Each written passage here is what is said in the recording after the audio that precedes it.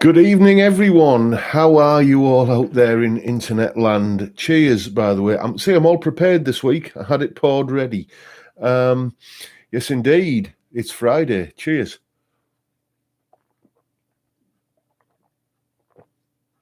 Oh, there's nothing quite like the first one, is it?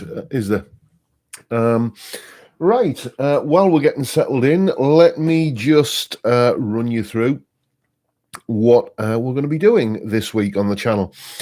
Tomorrow is Saturday, obviously, and as you know, I put up a solo on a Saturday, one of my solos, just something that I've jammed, and yeah, that's what we're doing tomorrow. There's a little bit of a twist to it, another kind of one of these challengey kind of things where it's a case of try soloing like this. It sounds good, but you might need to think about it a little bit. You'll see tomorrow anyway. Then Monday, there is another solo. I do a solo analysis on a Monday. And a little bit of a change this week. It's not a guitar solo that we're looking at. It is an iconic saxophone solo from the 1970s. And of course, everybody now is thinking, oh, it's got to be Baker Street then. No, it isn't. I am going to be doing the guitar solo from Baker Street at some point. I've had quite a few requests for that one. But it's not the sax solo from Baker Street. So anybody got any ideas what it might be? An iconic saxophone solo from the 70s that I'm going to kind of be doing on the guitar. Think late 70s, and I'll give you another clue. It was from a big song that was from a big kind of rock type movie of the late 70s. So anybody got any ideas on that? No, not Dark Side of the Moon, Robert. Sorry. Hi, Tony. I'll just say hello to everyone. Yeah, Peter Shields there. That's Axe Caricaturist, very talented guy there. Thank you for that, Peter. Yeah, I'm loving the way the signature guitar is looking. It's starting to look more and more like a guitar with every passing set of pictures I get from Dan. Hopefully he'll be in tonight. No, not Supertramp. Not Supertramp, not The Wanderer. No. I promise you'll know it when you kind of hear it. It's a solo that was suggested by one of my Patreon supporters, and it sort of chimed with my idea of doing a sax solo on guitar as part of the thing with the solo analysis we're going to do. Nightwish Lover has got it. Yes, indeed. It is it's the solo played by what's he called? Wesley McGugan, I think he was the name of the sax player. He was also in a ska band called The Beat, and he played the sax solo on "Will You" by Hazel O'Connor, and that's the solo that I've done on guitar for Monday. So, yes, that's Monday's video. Tuesday, I took a week off from doing the Amp Sim videos last week, and I did a video about why I love the Telecaster, just ever so much, a little bit more than the Stratocaster, and that got quite a good response. But we're back on the Amp Sim thing on Tuesday because I've been itching to get me fingers on the Helix native software. And because not my last experience, but every experience I've had with Line 6 products has been less than satisfactory, shall we say. But I've heard so much good stuff about the Helix and the Helix software that I thought I've got to give it a go. Then on Wednesday, what we got on Wednesday for you? Well, it's another video on kind of improvising lead guitar, and I need some help with this one. Actually, you'll see why when you watch the video. I need one of you lovely people to give me a randomly chosen number right now, a randomly chosen number between 9 and 816.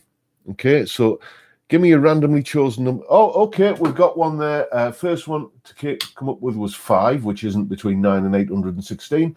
But the first one was Johnny Random, 36. Okay, so let me just make a note of that.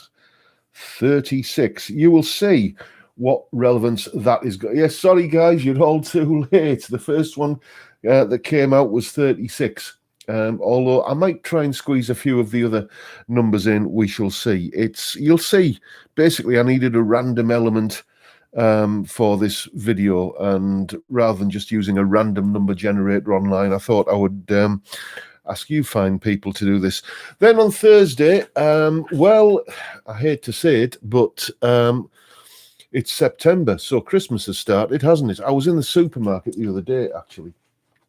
I'll tell you when it was. It was August the 30th. I was in our local branch of Morrison's, and already August the 30th, they were putting the mince pies on the shelves. And yeah, I think, well, okay, you can eat mince pies all year round, but these were mince pies that had little sprigs of holly graphics on the packaging and baubles and stuff. They were obviously Christmas themed in a kind of understated way, but they were Christmas themed. And I thought, dearie me, the madness is upon us again, isn't it? I mean, don't get me wrong, I like Christmas. I really do. I just used to prefer it when it was in December. So yes, we've got to start thinking along those lines in one way or another, you know, in the coming weeks. So I'm going to be doing a video about, like, well, a lot of people are probably going to be getting their first guitar for Christmas. So we're going to be looking at what is the best first guitar, you know, for a complete raw beginner. I have no idea what it'll be yet because I haven't looked at the runners and riders. I'm thinking actually I might do like it as a whole package, you know, so guitar, amp, lead, strap, all of that sort of stuff. So that's what's happening on Thursday, and then on Friday we're back on the beer again. Oh, I should just mention as well that improvising video where I needed the random number. Rolled into that video, there's going to be a competition, and this is the prize. This is going to be the giveaway. The randomly chosen number has nothing to do with, you know, kind of, it's not like a lottery or kind of drawing a random number for, you know, kind of who's going to win. That was completely, well, you'll see on the video. But there's going to be a competition where you can win a fine little kind of amp in a box type pedal like this. Fantastic little piece of kit. I bought it to do the review. It's now surplus to requirements, so one of you guys might as well get some use out of it.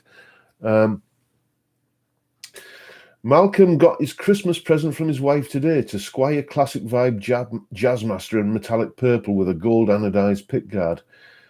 Yeah, you see that you lost me at Jazzmaster, I'm afraid, Malcolm.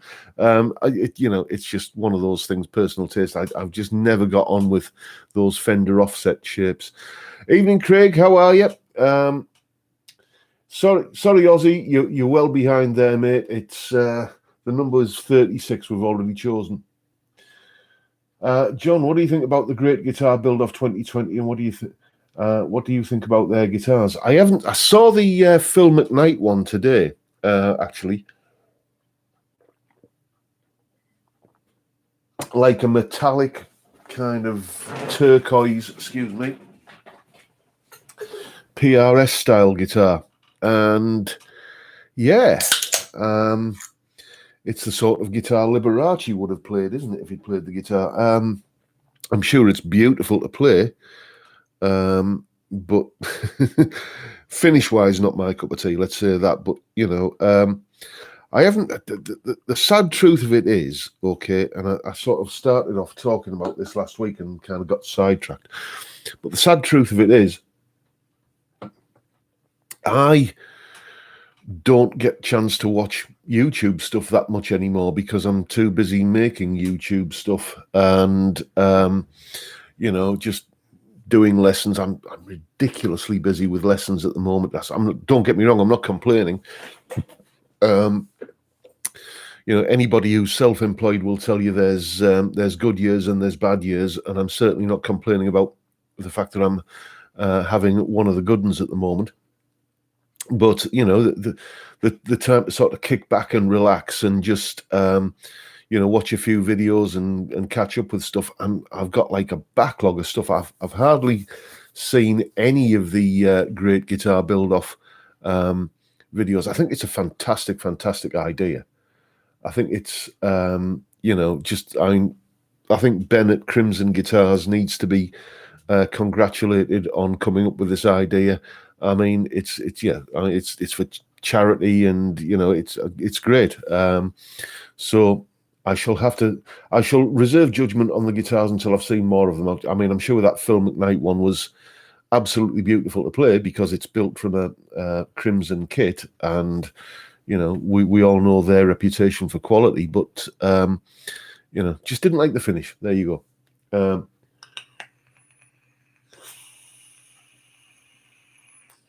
What's that? John, check out the new Gear for Music Sub-Zero portable modeling amp. Great value, sound superb for the press needed to go wireless, and this is amazing for price. Okay, well, fair enough. Yeah, that Sub-Zero stuff from Gear for Music. I had one of their guitars in a while ago for review, and it was like the sort of semi hollow Telecaster with two P90s, very similar to a Harley Benton, one that's quite the same.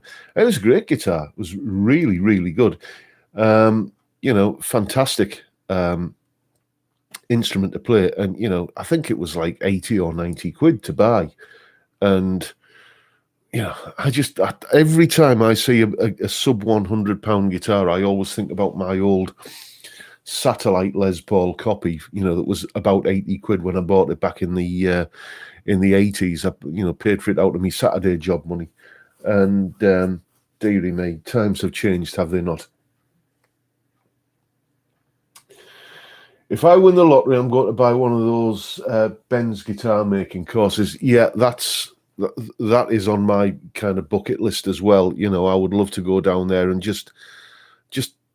I would love to go down there just to have a look around, basically, and and just kind of see the workshop and everything, because I've seen it so many times on YouTube. But yeah, I'd love to go on one of his courses. The thing about Ben is when you see him doing his videos, as I say, not that I've seen many videos of anybody lately, but when you see him doing the videos, he's just you can tell he's just so in love with what he's doing. He just loves making sawdust and shavings, doesn't he? And kind of messing around with wood and kind of coming up with beautiful, beautiful ideas for guitars.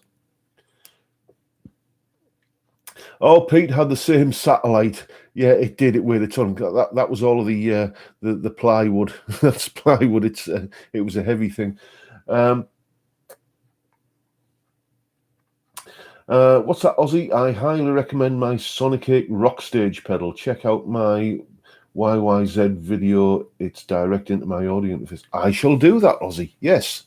I have got stenciled in the diary for Sunday afternoon. I've got Sunday afternoon off this week. Not by design. It's just sort of kind of fallen that way. So I've got Sunday afternoon penciled in for a bit of R&R and just watch a few vids, catch up on a few things. So that'll be on the list.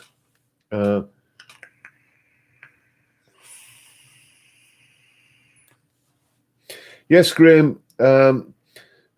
I always wish, Graham saying, I always wished I'd trained to be a luthier rather than go to uni when I was younger. This is the thing, actually. It's just, just on a general sort of point here, when you go to university, or college or further education or whatever, when you leave school and you're basically deciding what you want to do with your life, you're kind of 17, 18 years old. Who knows at that age what path you want to take with your life? It's it's a big weighty decision, and I don't think you realize how much of a big decision you're making. When I was a kid, I had a bit of an interest in amateur radio as well as playing the guitar, and of course, coming from a northern working class background, you couldn't go to your parents and say, I want to be a musician.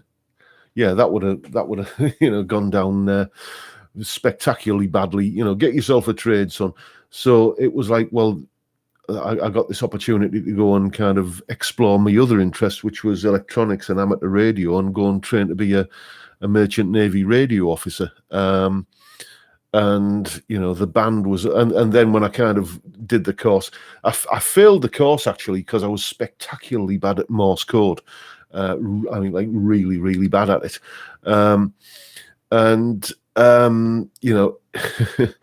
Ended up working in the electronics industry, and then just sort of got laid off from that and ended up doing this. I think a lot of people find their true calling almost by accident, really.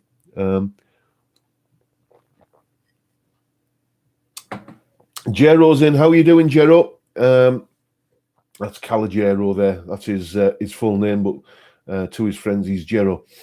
Yes, Rubber Duck come in. Yes, I think it was that film actually that sort of sparked me interest first in kind of CB radio and then amateur radio. The thing was, CB radio was kind of very low wattage, low output, kind of short range, and I wanted to play with the big boys' toys, so I took the ham radio exam because there was two types of. I don't know if it's still the same now, but there were two exams. There was class 1 and class 2. I can't remember which way around it was. And you had to pass the Morse code one to get your full license, which I never did. But I was on the kind of mini license, so to speak.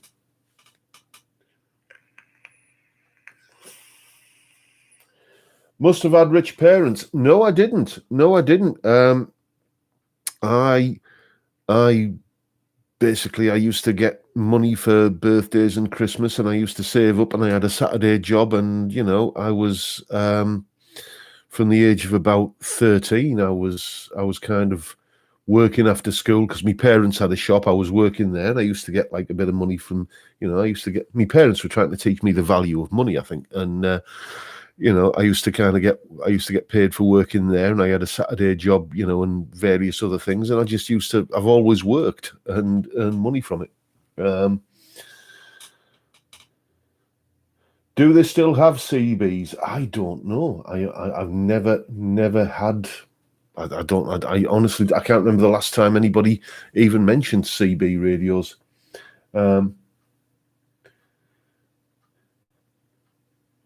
How about a video on wiring? I did a video on wiring up a Telecaster a while ago. That I've thought about that a few times actually, but just logistically, it's hard to film such a video because you need a better camera than I've got. Like series, I'll show you my camera actually. Hang on a sec. Talk amongst yourselves. This is the camera that all my YouTube videos are made with.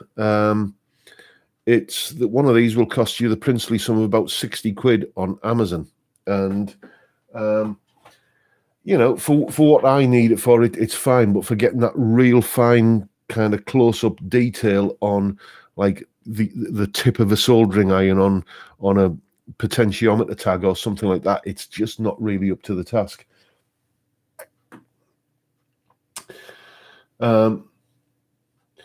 What's that, Kieran? You blagged a Saturday job at 14, 6 months in. They asked my age, and and their faces kept me on though. Yeah, I don't know. It was just, I mean, growing up, we were never. I mean, we never were poor, but we were. There was always this understanding that there wasn't a lot of money for, kind of lots and lots of luxuries, but kind of you want money, you go and work for it. That was just the way I was brought up.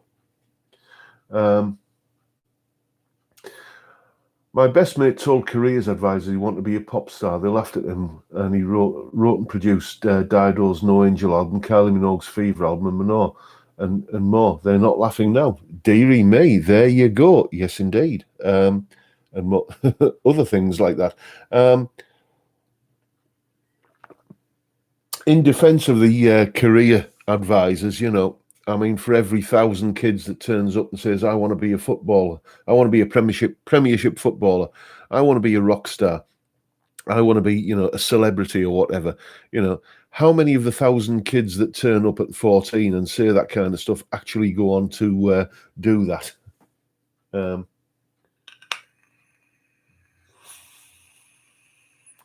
How many syllables in the word poor? If you're from my part of the world, there's two. Poor. There you go. The other one I always get pulled up on is whenever I mention Gary Moore, because apparently you're supposed to say Gary Moore, which I can't say that. It's like my missus. She's Canadian, as I might have mentioned once or twice.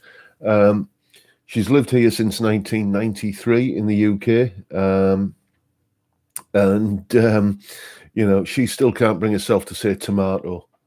It's like, sorry, I love your husband, she says, but it'll always be tomato.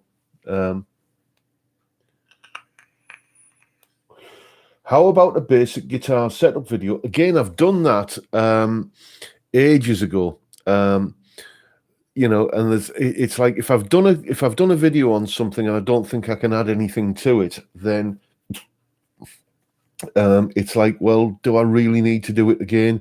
Because one of my criticisms in another video that I did of guitar magazines was, if you start buying guitar magazines in,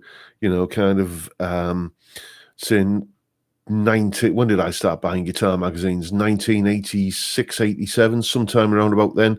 And, by, about 10 years later, you've read everything that any guitar magazine is ever going to publish, because then they just kind of start back at the beginning of the loop again. And I'm very conscious I don't want to start doing that with the videos,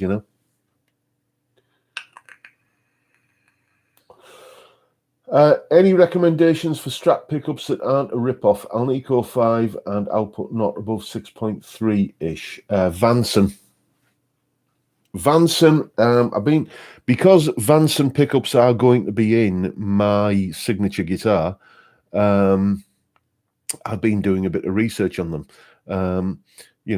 Some people would say, well, why didn't you do the research before you chose them? Well, I chose them because I've got them in another guitar and I like the way they sound. But apparently Vanson pickups are made by, and I'm quoting here, a well-known pickup manufacturer. So they are, my guess is they probably come out the same factory as Wilkinson pickups. That's my guess. Don't quote me on that, but that's just me feeling. I don't see them, but apparently they are made by a kind of a more recognizable name in the pickup industry. Yeah, Kent Armstrongs, they're pretty good as well. And they were quite the go-to pickup brand at one time, and then suddenly it just became DiMarzio and Seymour Duncan, and then even now I'm seeing that, like, you're seeing more and more guitars that have just Seymour Duncan in them. They're becoming like the kind of the VHS to DiMarzio's Betamax, if you like.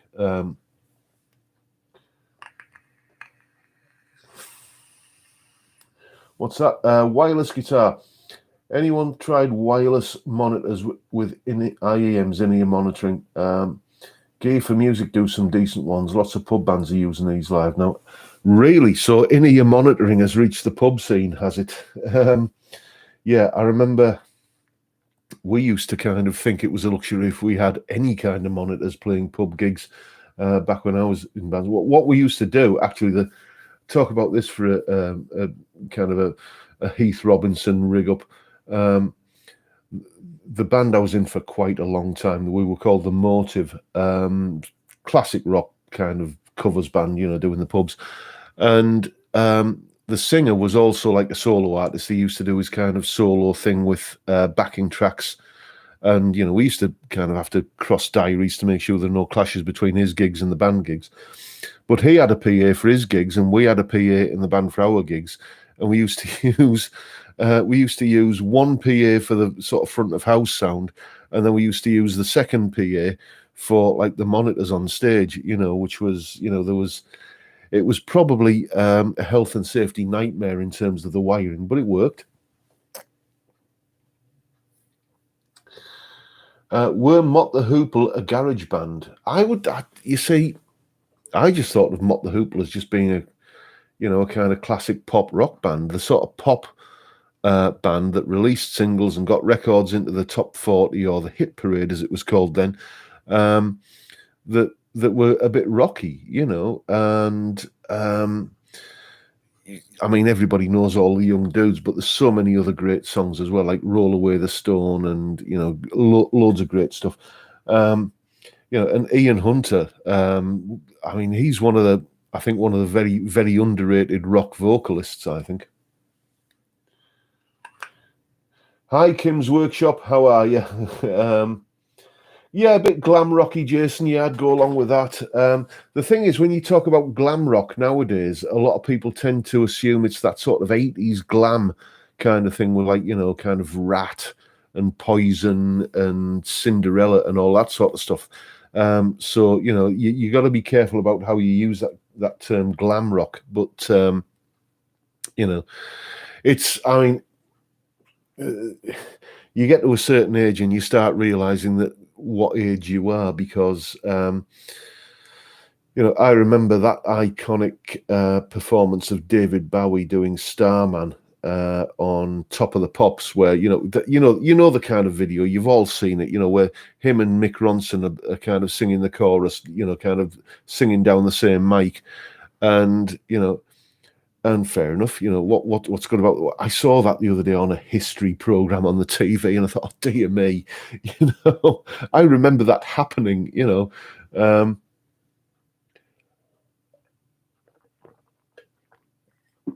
Anyway, yeah, 70s glam rock, 80s glam metal. Fair, yeah. I mean, that's the distinction, but it is lost on a lot of people. Yeah, Bolan was the first glam rock star. I'll go along with that.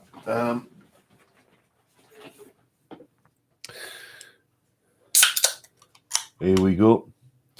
What about Smokey and Chris Norman? I really loved his voice. Yeah, now that sort of ties into what I was saying, actually.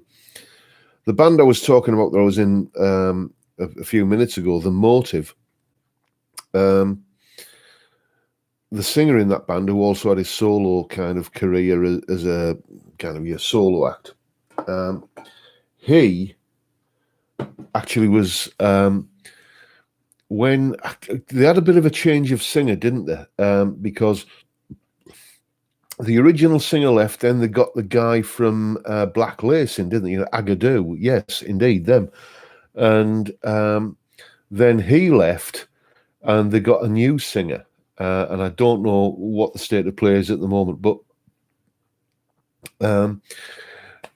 Bernie, this singer of ours, was invited to audition, and he didn't think he was good enough and didn't do it.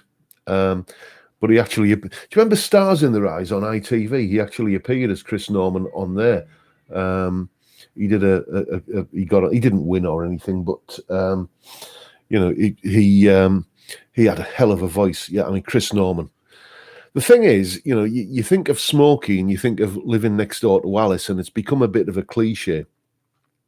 As a cheesy 70s pop song. It's actually a really good song. It's actually a really, really good song. It's like, it's a bit tongue-in-cheek, I suppose, but listen to the vocal harmonies on that song. It's up there with the Eagles in terms of the vocal performance, I think. And they were a fantastic band. I loved their version of Needles and Pins as well. That was great.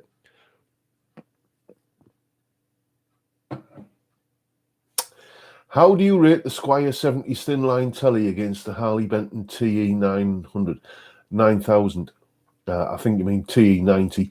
Squire 70s thin line telly, that would be the classic vibe, is it? Yeah, I've played it, and it's not a bad guitar.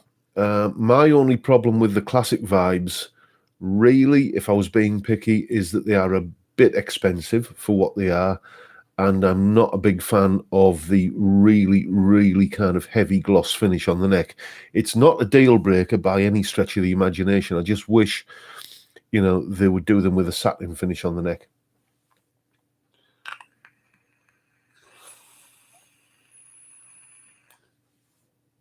Yes, indeed, Jason. I remember that version of Who that is Alice. Indeed. I was actually playing in a club band at the time when that came out. The Chubby Brown version of Living Next Door to Alice, where Alice, who is Alice? That one, yes. And there was a sign in the dressing room at one of the gigs we went to. I can't remember where it was. It was probably South Shields Labour Club or somewhere like that. And it was like, if you play living next door to Alice, the power will be turned off because they just didn't want the audience joining in and singing the naughty words in the chorus. Why are classic vibe Trems blocks so skinny? Yes, they are, and it's to cut costs, really, or to increase profits is another way of putting it. That said, I've got to tell you that Squire Classic vibe that I had on loan from Sean, one of my students, a lad called Sean, he got in touch and said, "Do you want to borrow this Classic vibe?" And I did the video with it. I looked at the trem block and I thought, this is going to sound like, this is going to sound thinner than a Rizzler paper, and it just didn't. It was a big, fat, full-on sound. So it kind of made me rethink my opinion on what effect the trem block has on the sound. Anyway,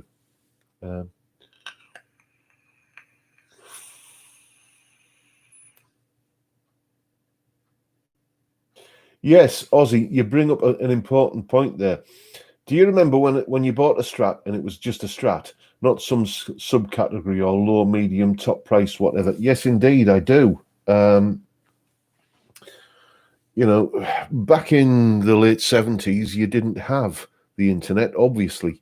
You had guitar magazines, but even that was 2 bus rides to find a newsagent that actually had a guitar magazine on the shelf. So what I used to do was I used to kind of get old guitar brochures from local music shops, and you would get the Fender brochure and there would be the Stratocaster model, and that was it. And it would be different from one year to the next, maybe a little bit, but it was just the Stratocaster. There wasn't kind of various tiers of Stratocaster. It's it has become a bit confusing, and then they start reusing names, don't they? Because like the Elite, there's the new Ultra series, isn't there, of Telecasters and Stratocasters? Well, back in the 90s, there was the Strat Ultra, which was a great guitar with a lace sensor pickups. I think Fender really, really kind of dropped the ball there when they stopped using lace sensor pickups. I think they were excellent pickups. But now there's a new, it's not the Strat Ultra, it's the Ultra series Strat, but again, it's not clear a lot of the time, is it?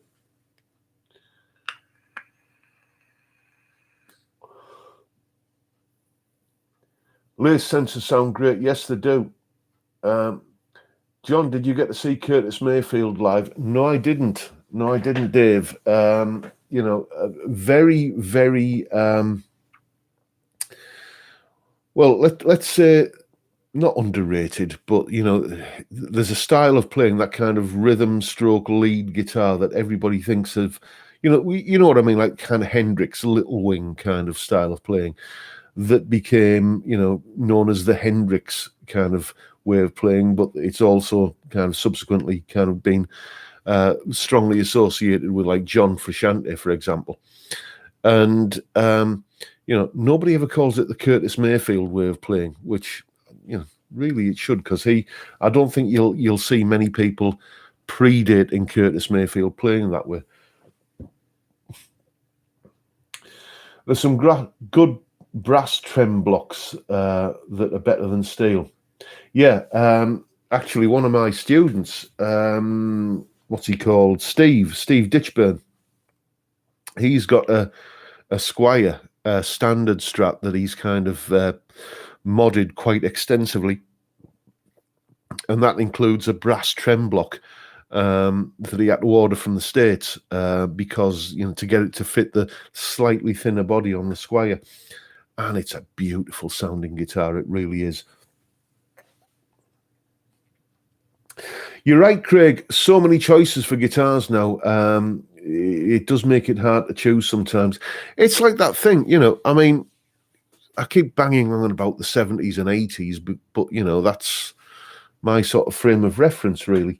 And, in the 80s, we had 4 TV channels and you could always manage to find something to watch. Nowadays, I can't. It's probably 400 or more TV channels on on the Sky Planner or whatever, and it's just you get to like 8 o'clock on a night and you think, right, well, what we're going to watch now, and it takes you till like kind of 8:15 before you've gone through the channels and decided what you're going to watch. There's a T-shirt going around that says, "I may be old, but I got to see all the good bands," and maybe it's true. I once saw Cream, Pink Floyd, and Jimi Hendrix on the same night. Oh yes, that was quite the bill, wasn't it?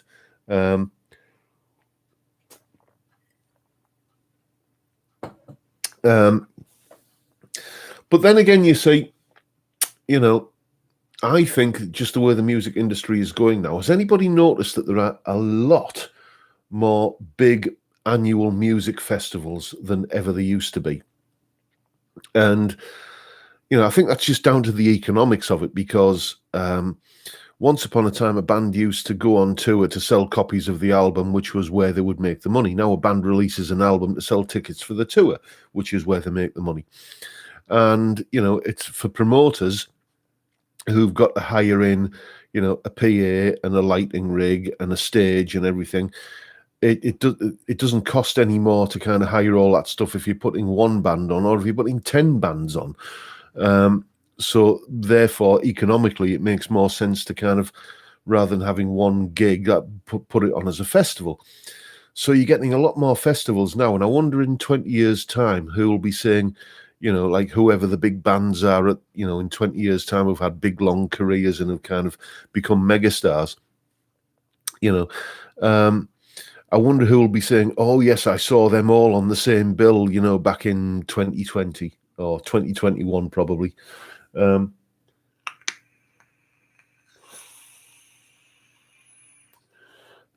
recall Prince giving his album away free with tabloids. He then sold out many nights at the O2 Arena. I remember thinking, wow, that's where the money is now. Yes, indeed. It's why, it's why I don't really kind of write and record music much these days. I've got an album's worth of ideas kind of rattling around in my head, but A, it's finding the time to do it, and B, it's like, well, if I put all of that time and effort into recording that album, then am I really going to see any return on it just by putting it up on iTunes and Spotify and Google Play and what have you? Which Harley Benton telly is your favourite, and are they as heavy as some say they are? My favourite Harley Benton telly was the TE90. I can't remember because there's a few TE90s, but it's the Cabronita style one with a reverse headstock. I had to do some. I didn't have to, but I chose to do some modifications to that. The tuners on it were absolutely appalling, so I replaced those. And the bridge was okay, but I thought, well, let's replace the bridge with a Goto version, because it was obviously a copy of a Goto bridge that was on it. And that was a beautiful, beautiful guitar. Properly nice. And the only reason I sold it was because of the dog, basically. The dog got ill, and there was some chunky vet's bills that I needed to pay. So I sold that guitar, and I sold the HB35 semi-acoustic as well.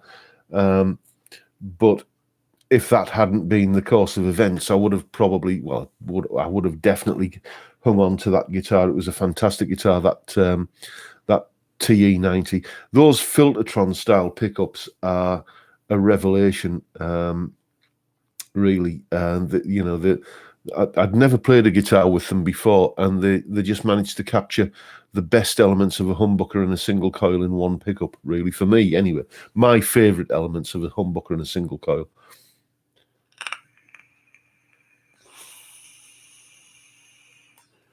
Okay, so Jackson Brown and Richard Thompson on the same bill at the Cambridge Folk Festival.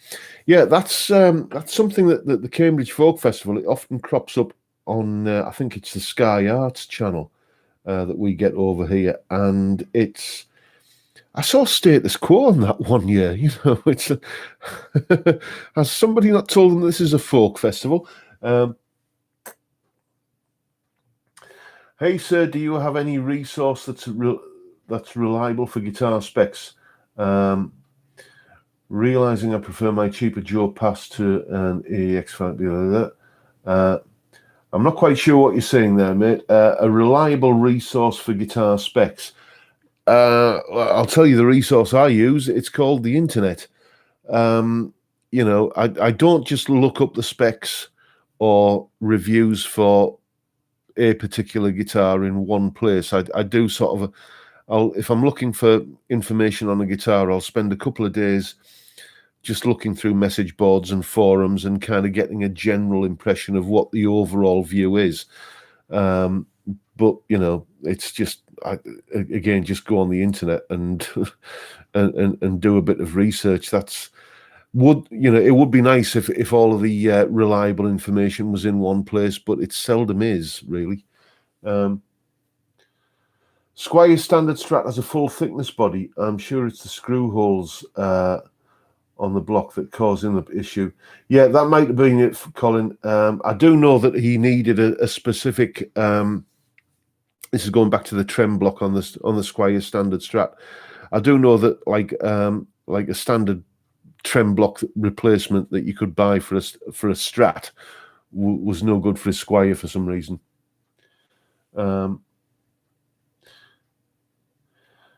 Clapton's ZZ Top. See, I managed to say ZZ Top, then I'm very conscious of saying ZZ because my instinct is always to say ZZ.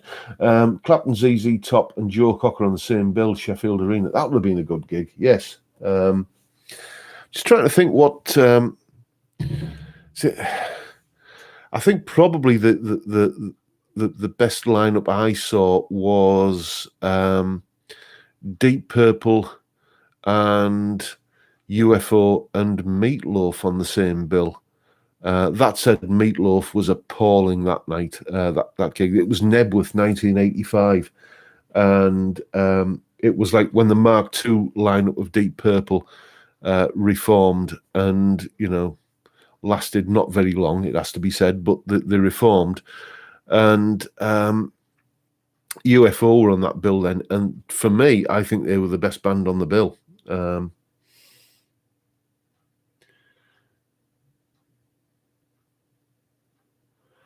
What we're saying here. Sorry, I'm just reading the chat as it's scrolling up. More malt loaf than meatloaf. Yes. I mean, Bat Out to Hell. What can you say about that album? It's not a bad album. Listening to it now, I think there's a few tracks on there that are, filler. Heaven Can Wait, for example, or For Crying Out Loud. But any album that has what's it, 2 out of 3 ain't bad, Bat Out to Hell, obviously, Paradise by the Dashboard Light, all revved up and No Place to Go. I mean, those 4 tracks for me justify that album. But has he ever done anything as good since? I don't think so. The G3 tours, yeah, I would love to go and see one of those. The one that I've got a DVD of one actually, and it's Joe Satriani, obviously, Steve Vai, and Yngwie Malmsteen, and I just think, okay, Yngwie, because Yngwie, if you don't know, Yngwie back in the late 80s said some very, very, very disparaging things about Joe Satriani in a Guitar Magazine interview. And, I just wonder what it was like in the dressing room for that gig then when Joe's going, oh, really? Did you say this about me? Did you? Okay. I don't know. But yeah, Dead Ringer wasn't bad, Cod. Yeah, Dead Ringer wasn't bad, but that was one song. The Dead Ringer album I didn't really kind of rate at all. That was a good song, granted. But the album, I don't think it really kind of measured up. Um,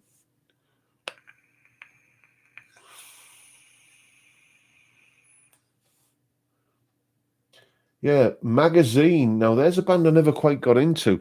I, you don't get to my age, or like, let's say, our age, because I think we're all pretty much of the same vintage, without kind of a few bands kind of just slipping by in the slipstream, so to speak. And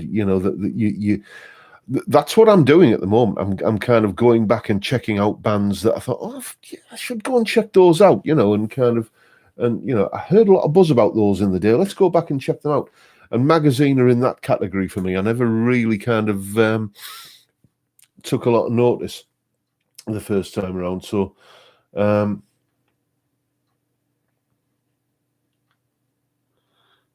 Satch's Voldemort, John, so Ingve probably regretted it. I don't. That's a Harry Potter reference. I don't know anything about Harry Potter. It's just it's for kids.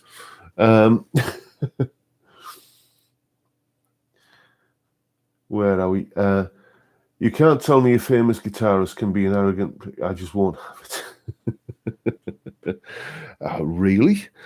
The lead guitarist has an ego? Dear me, who'd have thunk?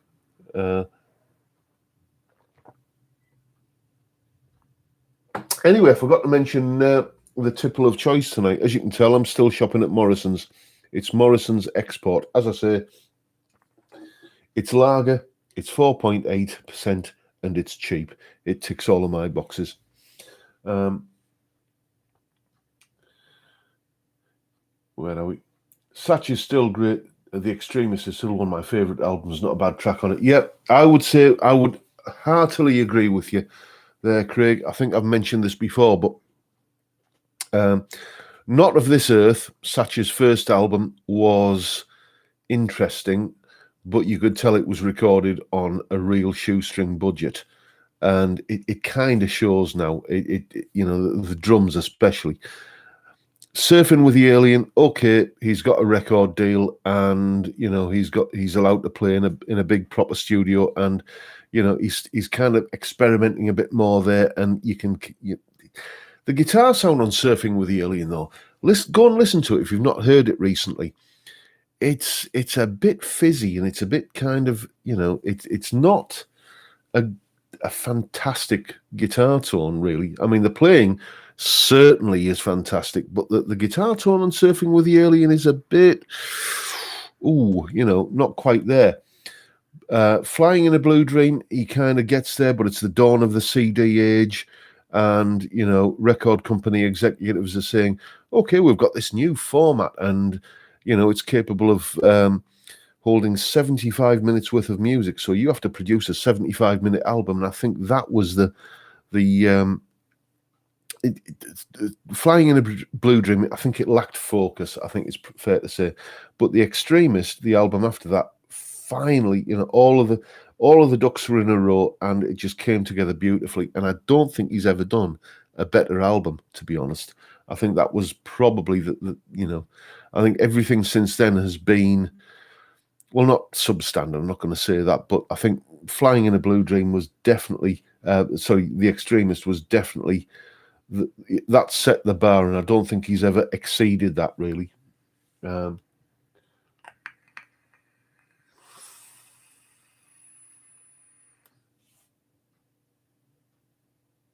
Any programs anyone recommends to check out? Well, see, all of the good music programs I think have already been on, really. If you haven't seen it, I'm sure it's all up on YouTube somewhere. Check out an old 80s show called Rock School. I learned so much from that show back in the day. It was just a rock band in a TV studio, and each week they would do a different genre of music, and the drummer would spend 10 minutes showing you how to play drums in that genre. The bass player would have 10 minutes of showing you how to play bass in that genre. And, the guitarist would have her 10 minutes. It was a female guitarist, Deirdre Cartwright, I think she was called, showing you the guitar parts in that genre. And it'd be interspersed with, kind of pearls of wisdom from various, luminaries in that particular genre. The rock one was brilliant, the heavy metal one, as it was called then, because rock and heavy metal back in the 80s were sort of seen as interchangeable terms. But you know, there's a very young and fresh-faced Gary Moore on that one. Sorry, I can't say Gary Moore. A very young Gary Moore on that one. It was round about the Corridors of Power era of his career. You know, kind of showing you how he uses Boss pedals to get his sound.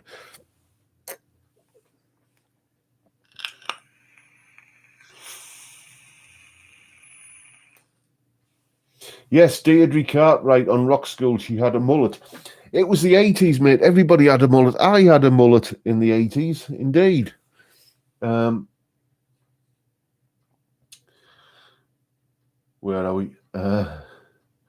She had a mullet and a PRS. Yes, she did have a PRS I think in the later series, but she had this. The one that I remember her playing a lot was this kind of this custom built Telecaster with gold pickups and gold hardware, and I think that was probably the first time I ever saw like a locking trem on there. Yes, that was it, Anton. It was a Schecter. It was, you know, the blues episode of that show was actually, I think, where I first learned that this kind of fumbly kind of box of notes that I'd been kind of messing around with on the guitar was called a pentatonic scale. Anyway,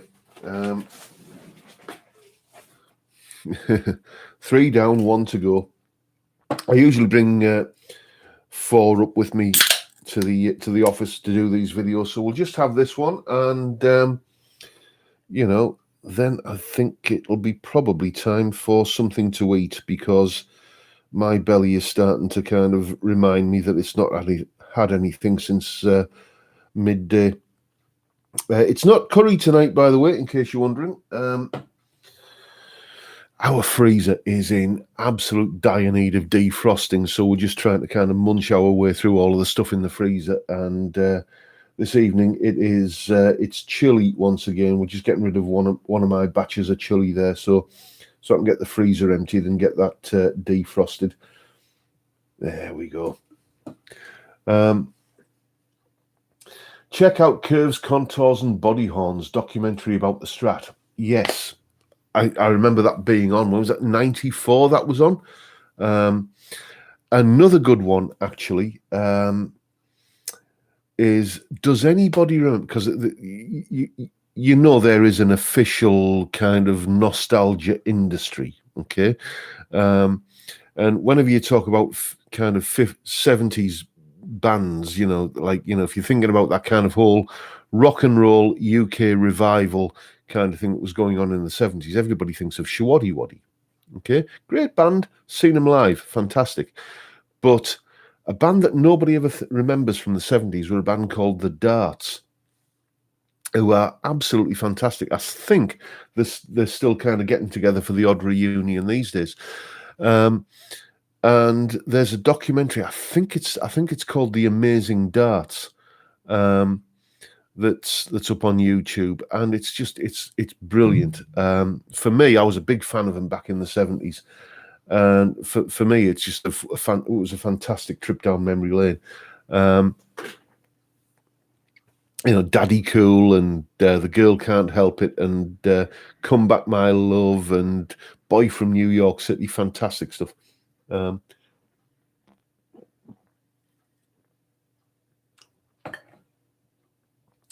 Darts and Racy. Yes, I remember Racy. Some Girls, that's the one. Crazy Cavan and the Rhythm Rockers. Oh, dear me, I had one of their LPs. Yes. Are they still around? Matchbox, they were around about the same sort of time, weren't they?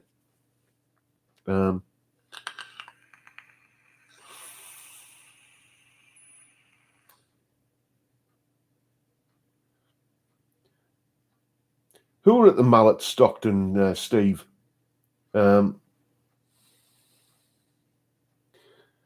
You can get addicted to gear reviews on YouTube. Yes, you can. Steve's in. Steve's in. How are you?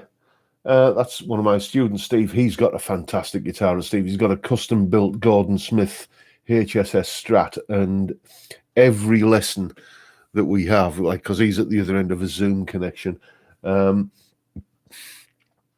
spend that lesson just ogling this this Gordon Smith Strat that he's got. A beautiful thing it is.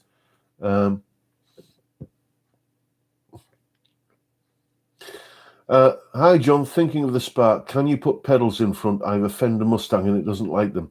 I suppose you probably can. I mean, I don't know how well it works as a pedal platform, but the question that springs to mind is, why would you want to, when it's got every known effect, you know, kind of known to mankind already built into the amp? You played with Shiwaddy Waddy, Steve. My dearie me, I didn't know that. Steve, I'm going to be emailing you later. I may have a proposal for you. You know, I'll talk to you more about it in the email.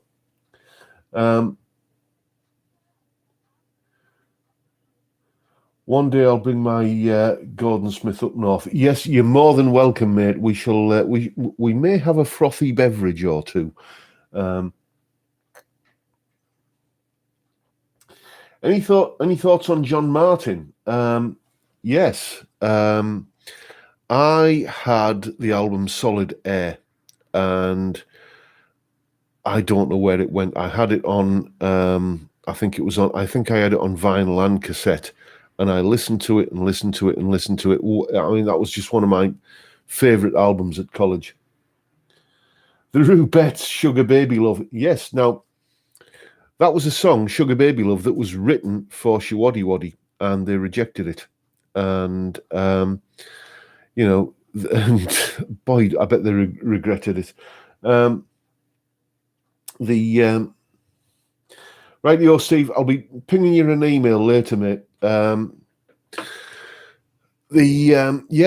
other thing that Shiwaddy Waddy's, I suppose their big hit was Under the Moon of Love. That was actually a B-side for Mud. They did it a year beforehand, and the record company said, yeah, that's probably B-side material. We'll let you put it out, but only as a B-side. And then Shiwaddy Waddy did it and had a massive #1 with it.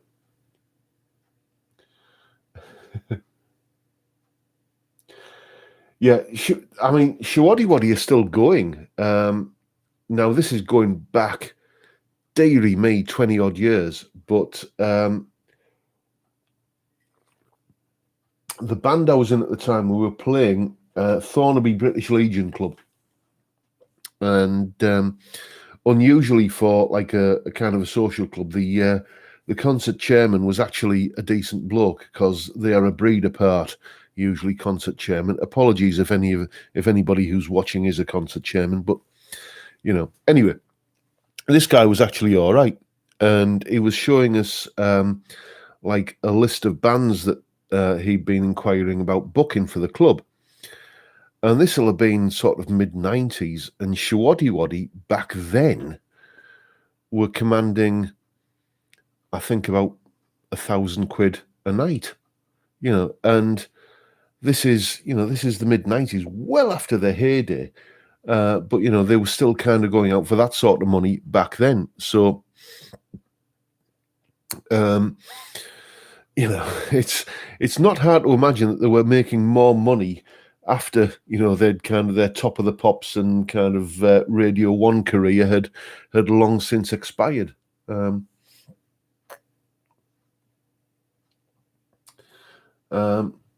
The entertainment secretary, as we called them here in the Midlands. Yes.